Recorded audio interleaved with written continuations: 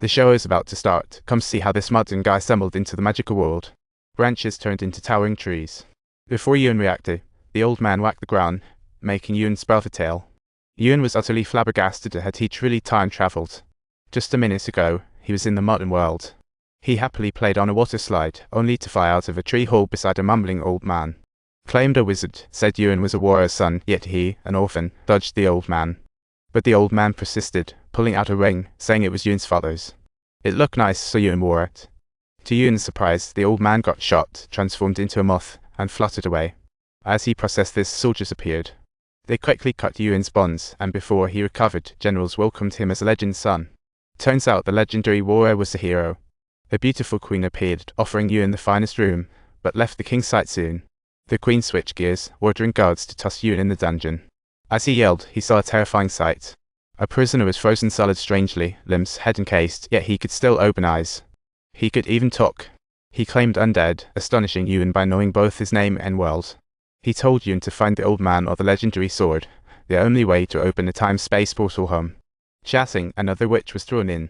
After greeting her, undead continued the tale that began 1,000 years ago. A wizard in Magicland forged a magic sword for immortality, planning to use it during the once-in-1,000-year solar eclipse. Embedding a blue crystal in the sword sealed his lifespan. Unbeknownst to him, his greedy apprentice seized the moment when the wizard was distracted. He summoned rocks, crushing the wizard, seized the sword, and gained immortality. The apprentice was undead himself. He ruled the magical realm for Gaia until warriors united to overthrow him, locking him in a dungeon. To curb greed, the warriors removed the crystal from the sword, giving it to the king and Ewan's father. Little did the king know. The queen secretly schemed and turned all the warriors into stone, including Ewan's dad, and sank them all to the ocean floor. Besides the undead, no one knew the magic sword's whereabouts. Just then, the witch sprang into action. She spat green mist, awakening her frog. It jumped out, morphed, and sneaked into the god room. When the god wasn't looking, she slipped a green pill into his drink. He drank it, fell, and the frog stole the keys. They unlocked the dungeon, freeing the witch who'd been caught to rescue undead. Then they teamed up. They broke the chains binding the undead in ice and attached his limbs.